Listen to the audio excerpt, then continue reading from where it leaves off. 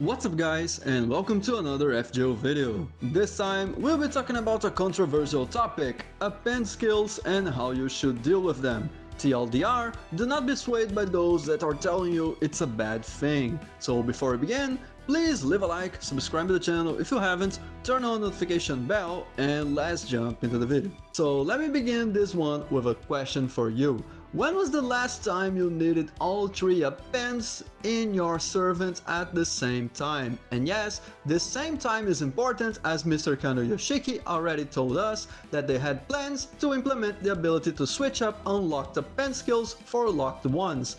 Basically, you will be able to use at any given point the best appends for a specific scenario. As before, the class damage mod was completely circumstantial, and some servant might or not want the mana loading or the cooldown skill reduction for their 3-turn looping. And yes, for you that play on NA only and were not aware of this, we'll receive two new appends, a 30% crit damage append for all cards and a 1-turn cooldown reduction for one time only in all skills.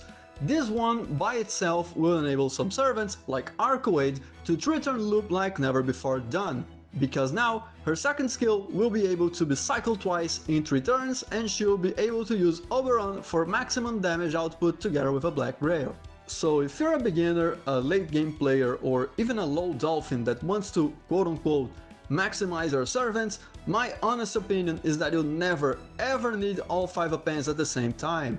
Let me use my Giorgio on NA as an example. If I wanted to, I could have all 3 appends for her, she is NP6 and Bond 15. However, I never needed the extra attack increase, which is the lowest upgrade you could ever give to any servant, and the anti-Avenger is only felt if you're facing, you guessed, an Avenger. The future cooldown reduction will also be redundant, as Giorgio can cycle all 3 skills in a 2 to 3 turn spam when paired with double Koyan. That leaves us with the crit damage append that will always be good whenever you use any of her face cards. Meaning, I will most likely keep the crit damage append together with the mana loading or either the cooldown reduction in the near future, as we got append skills 1 year before it should have happened in NA. And if I were to use Giorgio against an Avenger challenge quest, I would switch the mana loading for the anti-Avenger append. Obviously, if you want to still use all 5 appends for your singular favorite servants, you'll have to spend more, but this is natural for any game.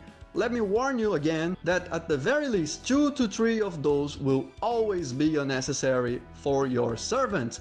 And my final opinion for this matter at this point in the game is that only the whales that want to flex every single servant at, again, quote-unquote maximum upgrades are the ones that are most dissatisfied, as they would spend tens of thousands of quartz only to upgrade every single servant all the way to 5 appends, even if they would never even need the extra damage in the extra card, or even if they never had to use a face card at all in a 3-turn setup farming.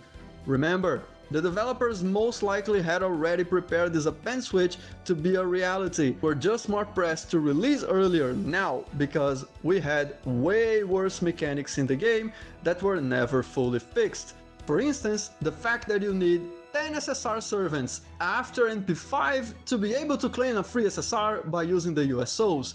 Yes, this is only possible for the same hardcore whales that are complaining now about servant coins and appends. They weren't complaining that hard when the level 100 to level 120 first came. And that's it for today's video. Feel free to comment down below your own opinions, and soon I'll make a full video describing which servants can benefit the most for each and every append skill.